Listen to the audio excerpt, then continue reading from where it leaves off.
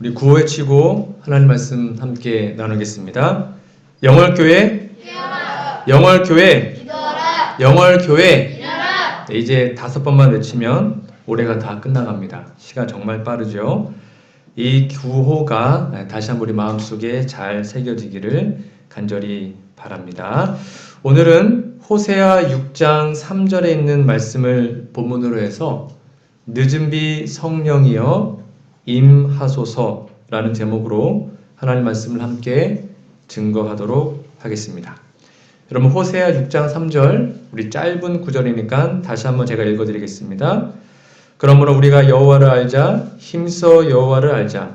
그의 나타나심은 새벽빛같이 어김없나니 비와 같이 땅을 적시는 늦은 비와 같이 우리에게 임하시리라. 아멘. 아마 여러분, 늦은 비의 의미는 잘 아실 겁니다. 자주 들어보셨고 또 마음에 많이 새겼을 건데요. 땅에 소나기를 붓듯이 하나님께서는 이 남은 백성 우리들에게, 이렇게 연약하고 부족한 우리들에게 늦은 비 성령을 부어주시겠다고 약속하셨습니다. 성경에서 비는 바로 성령의 상징으로 쓰여졌는데요. 특별히 하나님께서는 그 당시 팔레스틴의 이른 비와 늦은 비, 그 당시 팔레스틴의 기후를 가지고 바로 성경에 나와 있는 성령의 특별한 역사를 설명하십니다. 오늘 다시 한번 이른 비와 늦은 비에 대해서 살펴보고 그 늦은 비 성령을 받기 위해서 우리가 어떻게 해야 되는지를 좀 함께 나눠보도록 하겠습니다. 먼저 영감의 글을 읽어드릴게요. 이스라엘 나라에서 이른 비는 파종기에 내린다. 그것은 씨앗이 발하도록 땅을 부드럽게 하고 기름지게 한다. 이른 비의 영향을 받아 부드러운 싹이 올라온다. 그리고 추수할 시기가 되면 늦은 비가 내리는데 그 비는 곡식을 여물게 하고 낫을 댈 수 있게 곡식을 준비시킨다. 하나님께서는 천연계의 이러한 작용을 성령의 역사를 나타내는 일에 사용하셨다. 여러분, 이른 비, 늦은 비 아마 여러분 이미 다 들어서 아실 겁니다. 그러나 이 이른 비와 늦은 비를 구분할 때 크게 두 가지로 해야 되는데요. 개인적인 측면과 교회사적인, 즉 역사적인 측면을 좀 구분할 수 있어야 합니다. 자, 첫 번째, 여러분 개인의 신앙에서 이른 비가 뭐냐면 앞에 화면에 있는데요. 우리가 처음 복음을 받아들이고 회심하게 되지 않습니까? 하나님을 믿으면 그 다음에 날마다 은혜 가운데 자라게 하는 성령의 은혜를 가리킵니다. 그러니까 우리는 예수님을 믿으면 이른 비를 계속 받아야 합니다. 그 이른 비는 우리의 품성의 변화를 이루고 죄를 이기고 그리고 담대하게 복음을 증거하는 영적인 은혜를 받는 늦은 비를 받기 위한 준비 단계로 우리는 이른 비를 받아야 합니다. 그래서 한마디로 이른 비를 받으면 품성이 변화되는 것이고요. 그 다음에 늦은 비를 받으면 담대하게 복음을 증거하는 일입니다. 예를 들어 볼게요. 베드로가 언제 이른 비를 받고 언제 늦은 비 받았을까요? 베드로가요? 베드로의 개인의 삶에서는 공생애 3년 반 동안 예수님을 따라다녔죠. 그때 받은 게 이른 비 성령입니다. 베드로 개인의 삶에는. 그래서 품성이 깎이고 자신의 부족한 점이 채워지지 않았습니까? 그리고 베드로에 있어서 개인의 삶의 늦은 비 성령은 오순절입니다. 그때 그 성령을 받아서 능력을 가지고 담대하게 복음을 외쳤죠. 이해되시나요? 그러니까 개인의 삶에서 제자들은 이른 비를 3년 반 동안 받은 것이고 그 개인의 삶에서 늦은 비 성령은 오순절에 성령 강림 때 받게 된 겁니다. 자, 그러면 교회사적으로는요. 교회의 역사적인 면에서는 초기 교회의 오순절의 성령의 역사 우리는 뭐라 그래요? 이른 비라 그래요. 그건 역사적으로 그런 것입니다. 개인이 아니고. 그리고 재림 직전에 세계적인 복음 전도의 권능을 주는 성령의 역사를 우리는 늦은 비라고 말하고 배워왔습니다. 역사적으로는 오순절이 이른 비고요. 아직 늦은 비가 오지 않았죠. 마지막 재림 직전에 임할 거니까요. 그러니까 우리 개인의 삶에서 이런 역사적인 늦음이 참 중요하지만 우리 개인의 삶에서 먼저 이른비를 경험해야 하는 겁니다. 그러니까 내가 먼저 지금 이름이 성령을 통해서 죄를 버리고 품성이 변화되지 않으면 하나님은 결코 늦은 비를 줄 수가 없어요. 제가 이 얘기는 여러 번 했습니다. 왜 하나님이 하루에 3,000명, 4,000명씩 목사가 설교를 탁 하면 하루에 3,000명씩 회개하면 얼마나 좋겠습니까? 왜 그 일을 이루지 않으실까요? 만약에 제가 설교했는데 3,000명, 4,000명씩 회개하면 제 마음이 어떨까요? 교만해질 겁니다. 100% 그럽니다. 그러면 역시 나는 이럴 거예요. 그러면 그 사람 망하는 거예요. 그래서 능력을 줄 수가 없어요. 우리의 품성이 아직도 교만하고 죄악투성이고 허점이 많은 우리들의 품성에 하나님이 능력을 부어주시면 그 능력 부어주시면 그 사람을 망하게 하거든요. 그래서 우리의 삶이 겸손하고 자기를 부인하고 어떤 일이 있어도 비교하지 않고 그렇게 준비가 될 때 하나님은 능력을 주시는 거예요. 그때 늦은 비를 받아서 하루에 수천 명씩 영혼들을 회심시키게 되겠죠. 그래서 예수님은 3년 반 동안 그 제자들에게 능력을 많이 줄 수가 없었습니다. 그러나 그들이 오순절날 서로 죄를 회개하고 연합하고 서로 용서하고 하나 됐을 때 그때 성령이 임했고 하루에 3,000명씩 회개시켰습니다. 여러분 그때 제자들끼리 서로 질투했을까요? 왜 베드로는 3,000명 회개해? 나는 회개가 안 되네. 이렇게 서로 질투했을까요? 안 했어요. 그 전에는 질투했거든요. 네가 높냐 내가 높냐 싸웠단 말이에요.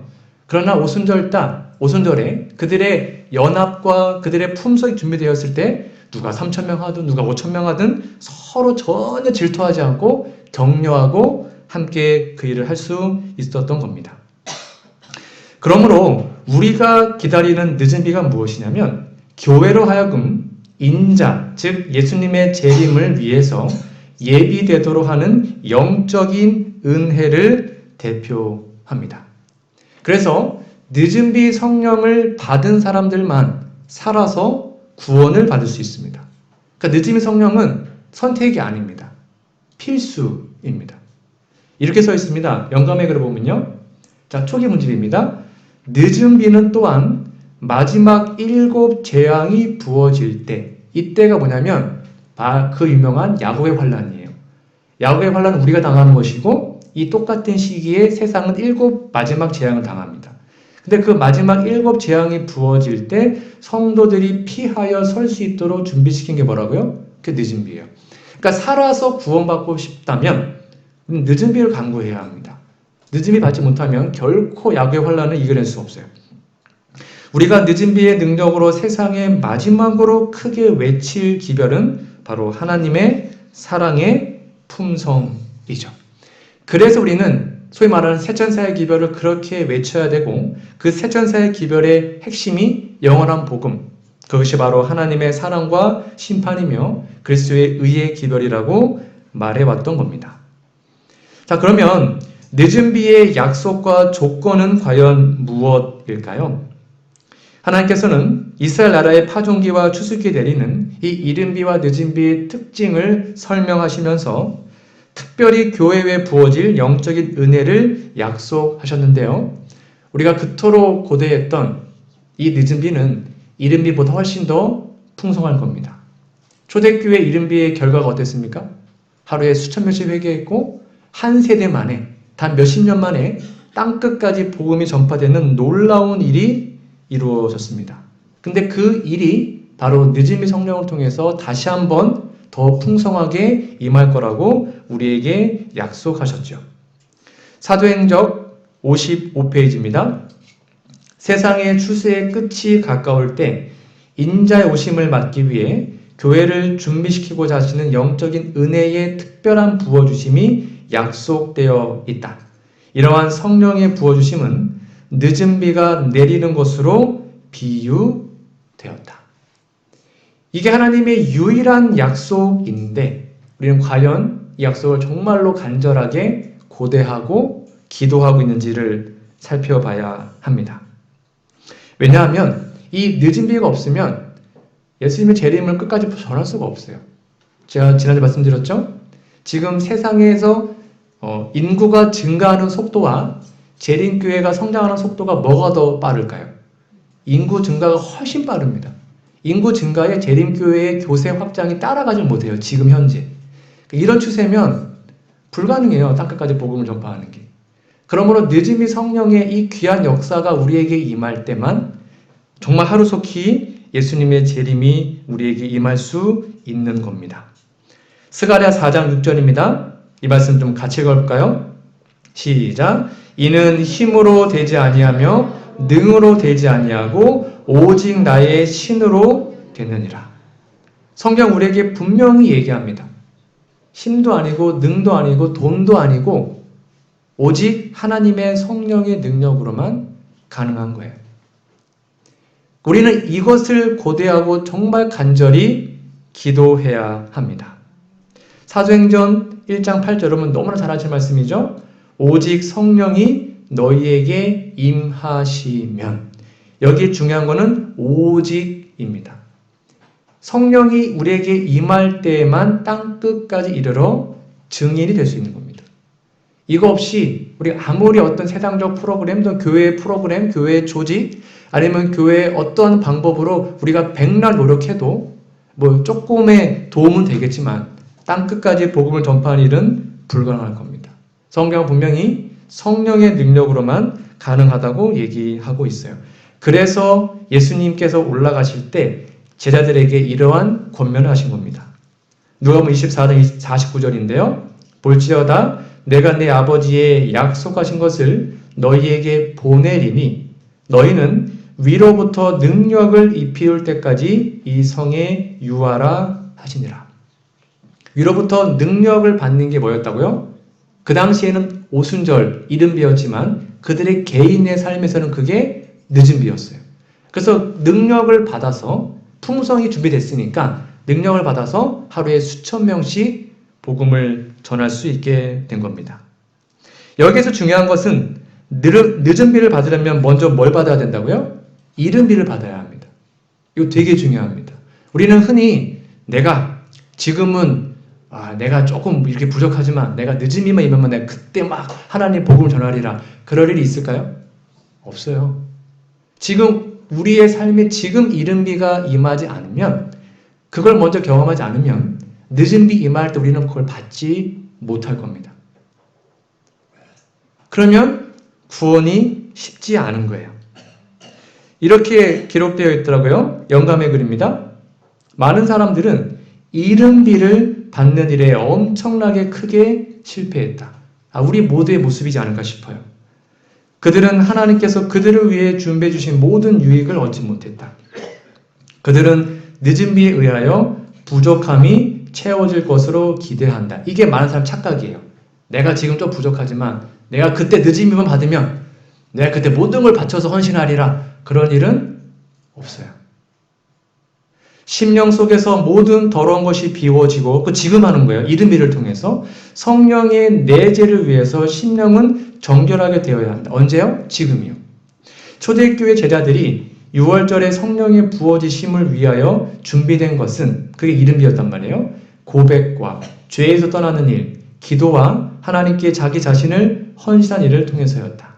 그 동일한 일이 더욱 크게 현재 이루어져야 한다. 언제요?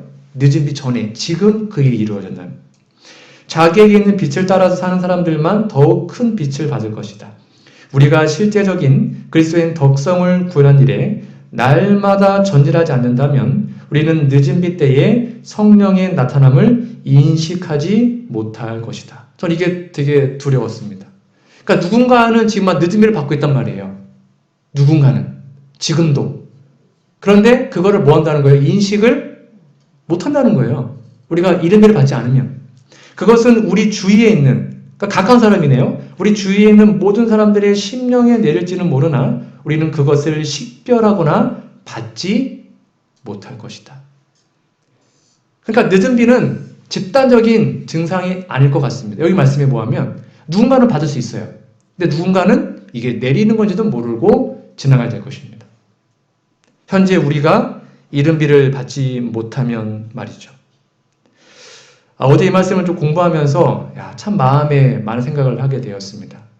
목사라고 다 받는 것도 아니고 장로 집사라고 무조건 받는 게 아니에요. 현재 우리의 삶이 하나님의 이른비를 간구하는 마음으로 죄를 버리고 회개하고 하나님께 헌신하지 않으면 아무런 의미가 없는 거예요. 지금 우리의 모습은 어떠한지요? 자, 그렇다면 이제 우리는 어떠한 삶을 살아야 할까요? 간단합니다. 늦은 비를 위해서 뭐 해야 합니까? 기도해야 합니다. 그게 가장 중요한 것이고 가장 시급한 일입니다.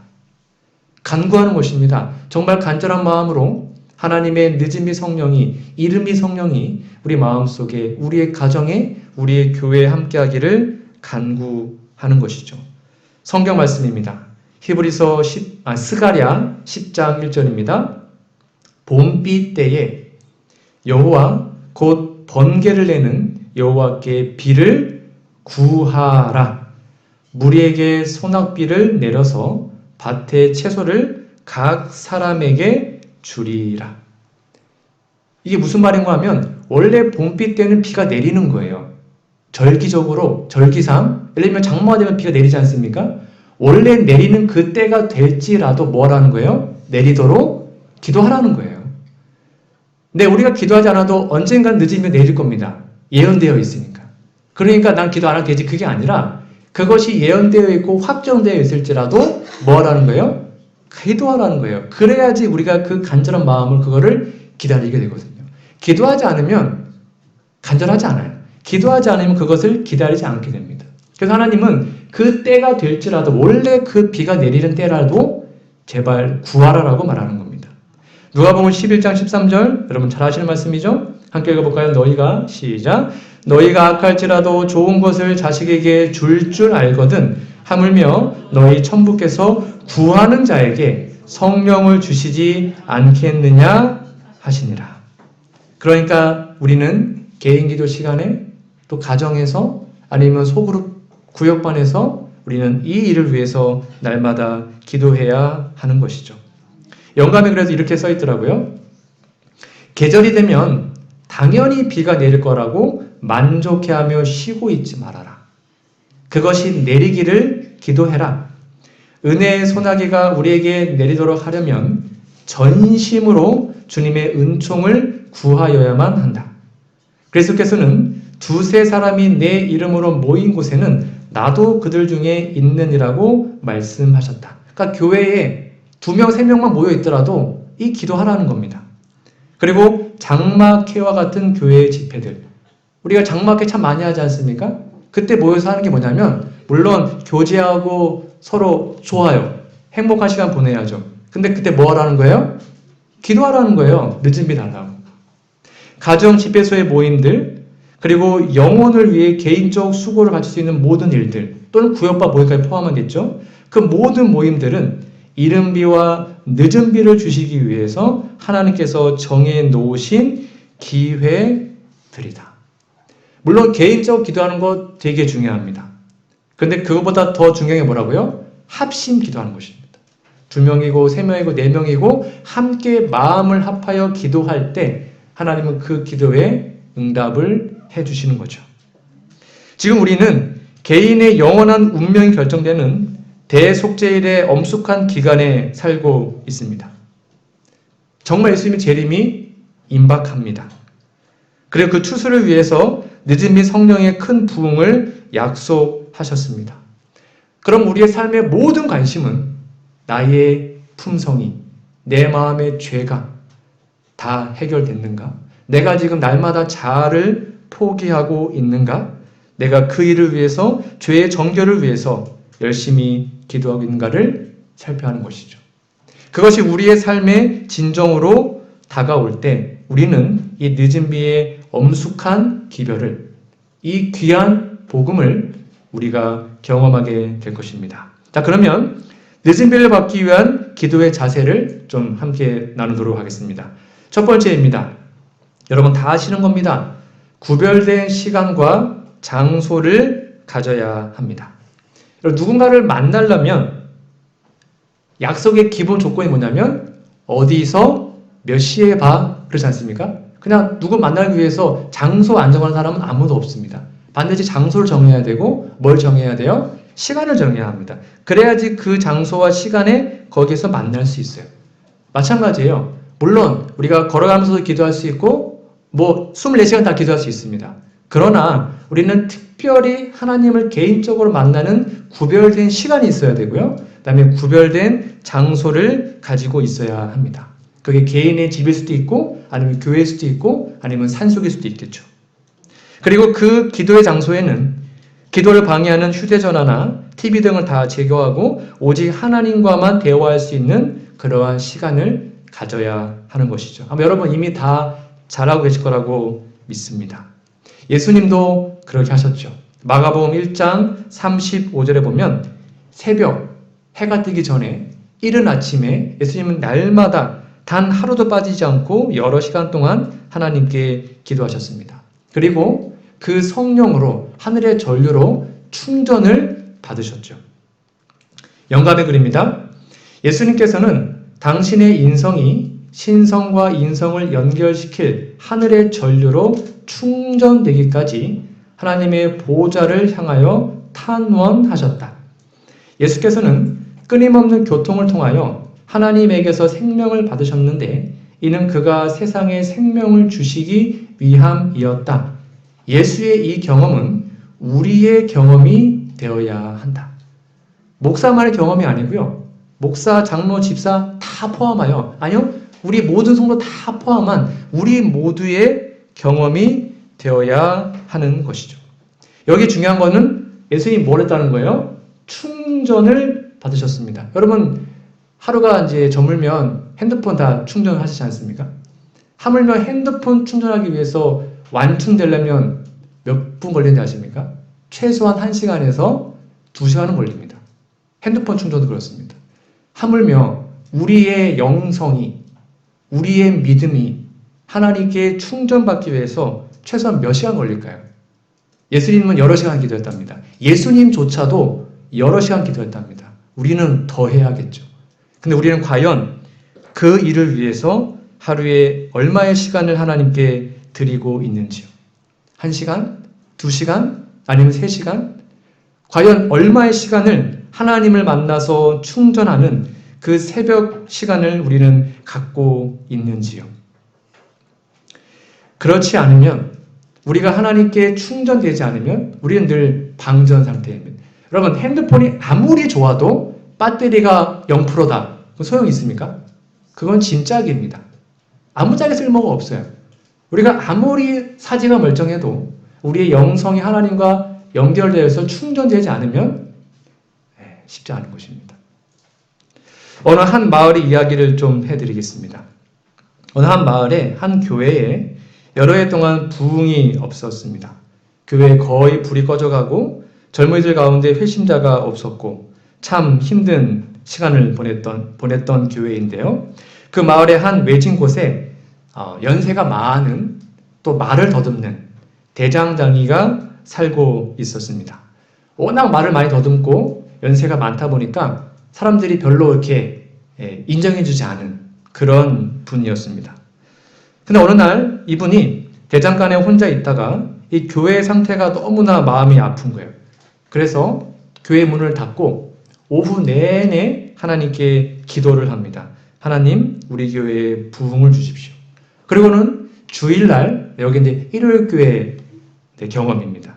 주일날 담임 목사를 방문해가지고 목사님, 우리 성령 집회를 좀 하자. 그랬더니 담임 목사님이 해봤자 사람들이 안 모이는데 안 하면 안 될까요? 이렇게 얘기했답니다. 그러자 이분이 너무 실망을 해서 어떻게 할까 하다가 그 교회에 있는 큰 집을 갖고 있는 또 다른 노인분을 찾아가가지고 우리 성령을 달라고 우리 기도하는 집회를 좀 갖자. 좋다 하고는 다 교인들에게 연락을 하고 집회를 준비를 했습니다. 여러분, 저녁 때가 됐는데 몇 명 왔을까요? 다 온 거예요, 교인들이. 거기에 꽉 찼답니다. 그런데 모인 사람들이 한참 침묵을 지키더니 드디어 한 사람이 일어나서 눈물을 흘리면서 자신의 죄를 고백하고 서로 화해하고 연합하고 용서한 일이 있었답니다. 집사님, 제가 죄송했어요. 장로님, 제가 죄송했어요. 그 자리에 서로 눈물 흘리며 화해하는 일이 있었습니다.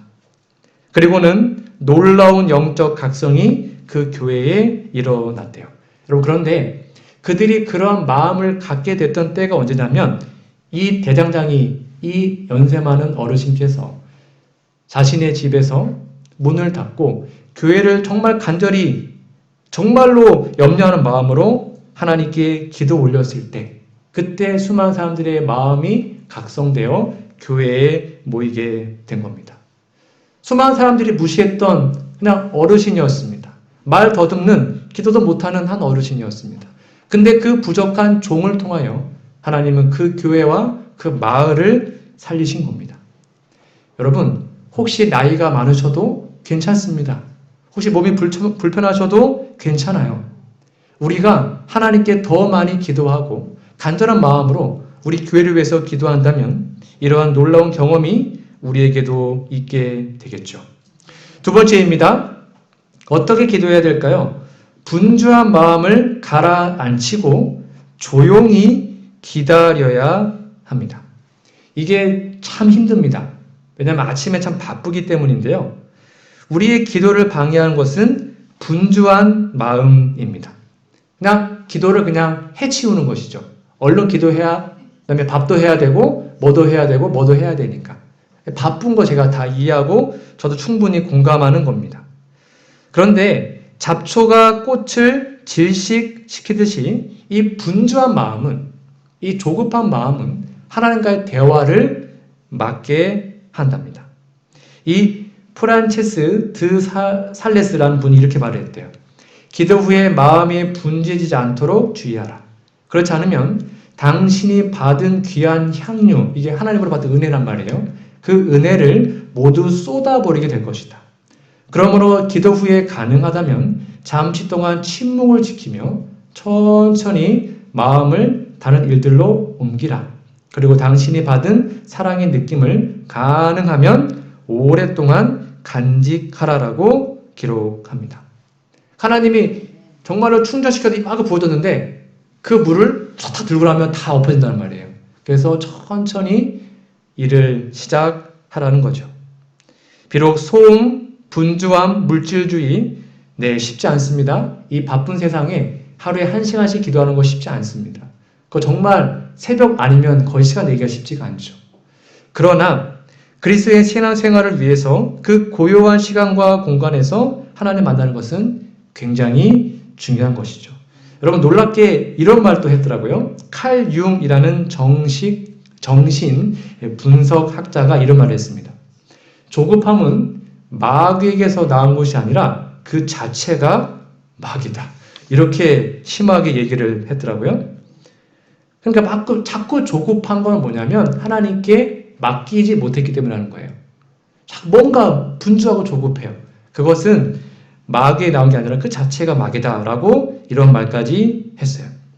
그러므로 이러한 현대 문화의 문제점을 탈피할 수 있는 방법은 바로 침묵입니다. 기도실에서의 침묵이죠. 우리는 침묵을 통해서 우리의 영성을 개발할 수 있습니다. 저도 좀 성격이 급한 탓이어서 제 집사람한테 버럭 화내고 후회할 때가 종종 있었습니다. 여러분도 그런 적 있지 않습니까? 화 버럭 낸 다음에 그때 좀 참을 걸, 그때 좀 침묵할 걸, 그때 그 말 하지 말 걸. 그 조급함과 그런 것들이 혹시 우리 안에 있다면 다시 한번 침묵하고 기다릴 수 있는 마음이 있어야 하는 것입니다. 여러분, 만물이 언제 자랍니까? 침묵 가운데 자랍니다. 뿌리 깊은 나무는 소리가 없어요. 깊은 물도 소리가 없어요. 얕은 물이 소리가 요란하죠. 소음은 영적 성장의 장애물임을 다시 한번 기억해야 합니다. 그래서 기도할 때 홀로 때로는 하나님과 독대하며 하나님께 우리 자신을 다 드리고 하나님의 계시를 우리는 받아야 하는 겁니다. 또 이런 말씀이 있더라고요. 키엘 케골이라는 분이요, 이렇게 말했습니다. 어떤 사람이 기도를 하였는데 처음에는 기도는 말하는 것이라고 생각하였다. 그러나 그는 점점 더 조용하게 되어서 결국 기도는 듣는 것이라는 사실을 깨달았다. 여러분, 히브리 원어에서 기도라는 단어가 있지 않습니까? 히브리어로. 그 원어의 뜻이 뭐냐면 무릎 꿇다 그리고 듣다입니다. 히브리 원어의 기도의 뜻이 뭐라고요? 무릎을 꿇고 듣는 겁니다. 여러분, 하나님이 여러분의 소원 다 모르십니까? 다 아세요. 이미 다 아셔요. 물론 그거 구해야 됩니다. 그러나 기도는 대화이기 때문에 우리가 30분 구했으면 최소한 몇 분 들어야 돼요. 30분은 들어야죠. 하나님께서 내 마음속에 말씀을 통해서는 성령을 통해서 말씀의 그 음성을 들어야 되는데 우리는 다 얘기하고 그 다음에 후다닥 일어나서 내 할 일을 보죠. 하나님이 얘기하고 싶어도 들을 시간이 없는 겁니다. 그런데 놀랍게도 구약 성경에 하나님의 위대한 종들은 다 이러한 경험을 했더라고요. 기도의 자리에서 때로는 혼자 침묵하며 하나님의 음성을 듣는 일을 그들은 다 했습니다. 모세, 침례 요한, 사도 바울 등등 다 어디에서요? 광야에서 하나님을 만났습니다. 여러분, 광야 어떤 곳입니까? 아무도 없어요. 아무도 없어요. 그 사람과 하나님과의 개인적인 만남밖에 없었죠. 그래서 이 토저라는 분이 또 이렇게 얘기를 했습니다. 큰 독수리는 홀로 날아간다. 큰 사자는 홀로 사냥한다. 위대한 사람들은 홀로 간다. 여기 홀로라는 것은 진짜 혼자가 아니라 그 사람과 하나님과의 그 끈밀한, 그 끈끈한, 그 밀접한 연관을 가지고 간다는 겁니다. 하나님과만 독대할 수 있는 그 자리에 나아간다는 거죠. 그래서 영감의 글에도 이러한 권면을 계속 우리에게 말해주고 있습니다. 교회증언 7권입니다. 기도가 그대들의 힘의 근원임을 기억해라. 급하게 기도를 드리고 등한히 여겨지거나 잊혀질까봐 염려하는 어떤 일을 돌보기 위하여 급하게 달려나가는 일꾼은 성공을 거둘 수 없다. 이걸 따는 겁니다. 우리가 참 일은 많이 해요. 저도 참 뭔가 열심히는 하는데 왜 성공이 부족할까? 이것도 한 것입니다. 하나님의 일을 할 수 있도록 하나님께 그 기회를 드리는 것이죠. 날마다 하나님과만 독대하여 그분의 은혜와 능력을 받는 경험이 우리에게 부족하기 때문에 우리에게 능력이 없음을 여러분 꼭 기억하시면 좋겠습니다. 세 번째, 어떻게 우리는 기도해야 되는가? 바로 말씀을 묵상해야 합니다. 여러분, 기도와 말씀은 두 날개입니다. 여러분, 새가 쫙 날아가는데요. 새가 날아가는데 만약에 한쪽 날개가 꺾이잖아요. 그럼 새가 어떻게 되는지 아십니까? 뺑글뺑글 돈답니다. 못 날아요. 아무리 여기가 말정해도 못 날아요. 즉 우리가 말씀만 봐도 안 되고요. 기도만 해도 안 되죠. 말씀과 기도는 두 날개입니다. 이것이 균형되게 될 때 우리는 날아갈 수가 있는 거죠. 즉 말씀을 마음에 품고 그 다음에 침묵하는 것. 그게 바로 묵상이에요. 그걸 통해 우리는 하나님의 음성을 듣게 되는 겁니다. 또 재밌게도요. 히브리어에 광야가 미드바르라고 합니다. 광야가 그래요. 근데 그거와 말씀이 어원이 같아요. 그러니까 광야와 말씀은 같은 것입니다. 여러분의 개인의 광야 시간은 언제이십니까? 새벽 외에는 없을 겁니다. 여러분, 새벽을 우리가 깨우지 않으면 절대로 불가능하더라고요. 낮에는 거의 힘들고요. 밤에는 피곤해서 안 되고. 그래서 새벽 광야 시간을 하나님과 맞이해야 우리는 하나님의 음성을 들을 수가 있는 거죠. 이 어거스틴, 정말 방탕한 삶을 살았던 사람이었지만 한 어린아이가 성경 가져가 읽으세요 라는 말을 듣고 말씀을 읽고 아주 위대한 성 어거스틴으로 변화가 되었다는 이야기는 여러분 잘 아실 겁니다. 자, 그러면 우리는 어떻게 성경 말씀을 묵상해야 할까요? 여러분 잘 아시는 거죠? 어떻게 말씀을 묵상해야 될까요? 첫 번째입니다.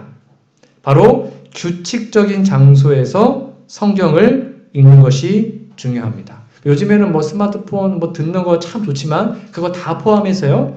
이왕이면 규칙적인 장소에서 규칙적인 시간에 성경을 읽거나 듣거나 연구하시는 것 정말로 중요합니다. 그리고 이제 다독이나 통독도 중요한데요. 여러분이 뭐 이제 성경을 2-3번 또 5번 읽었다면 이제는 좀 깊이 있는 정독을 좀 해보시면 좋습니다. 저도 이 정독 부분이 조금 부족해서 올해는 그 일을 좀 많이 하려고 노력을 했었는데요. 많은 사람들이 이제 소위 말하는 성경을 읽으면 그냥 읽고 끝이죠. 그래서 제가 이제 작년부터 2년 1독이라는 프로그램을 몇몇 분들과 함께 진행하고 있습니다. 우리 2년 동안 읽어보자. 그래서 작은 본문을 여러 번 읽고 그 본문에 맞는 예언신을 같이 읽고 그렇죠? 저녁에 제가 올려드린 묵상을 다시 한번 읽고 해서 같은 본문을 4번, 5번 읽도록 제가 한번 함께 여러분들과 진행을 하고 있습니다. 그렇게 정독, 즉 한 부분을 계속 집중해서 읽을 때 우리는 많은 것을 느끼게 될 텐데요. 이렇게 기록되어 있습니다. 우리는 한 구절을 취하여 하나님께서 우리를 위하여 그 구절 가운데 넣어주신 사상을 확인하는 일에 정신을 집중해야 한다.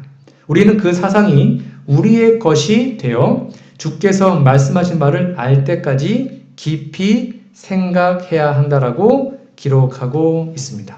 그래서 때로는 아무 생각 없이 3장, 4장 읽는 것보다는 차라리 깊이 있게 한 절을 묵상하는 게 더 좋을 수 있다는 겁니다. 그래서 여러분 통독도 열심히 하시고 그 다음에 정독, 한 문장을 또는 한 본문을 깊이 묵상하는 그것도 병행해 가시면 여러분의 영성에 큰 도움이 될 거라고 생각이 됩니다. 자, 그리고 3번째입니다. 여러분 학문적으로 분석하지 말고요. 생명을 얻기 위해서 우리는 이 말씀을 읽어야 합니다. 이게 무슨 말인고 하면 여러분 니고데모라는 사람 아시죠? 이 니고데모가 성경 박사였잖아요. 성경을 다 외우는 사람이었습니다. 정말 똑똑한 사람이었습니다. 근데 그가 요한복음 3장에 예수님을 만나기 전에는 성경을 그냥 피상적으로 알았다가 예수님 만난 다음에 이렇게 바꿨답니다. 니고데모는 예수님을 만난 후 성경을 새로운 방법을 연구하였다. 이미 알고 있는 내용이었다는 거예요. 그런데 어떻게 했대요? 즉 이론을 변론하기 위해서가 아니라 그때는 바리새인과 사두개인 맨날 싸웠거든요. 성경 갖고. 그래서 어떻게 하면 내가 사두개인 이길까? 이론을 위해서 공부했는데 그게 아니라 이제는 생명을 얻기 위해서 연구를 합니다. 그러자 그렇게 수도 없이 외웠던 그 말씀이 전혀 새로운 마음으로 자기에게 다가온 겁니다. 그래서 니고데모가 변하여 하나님을 만나게 된 것이죠.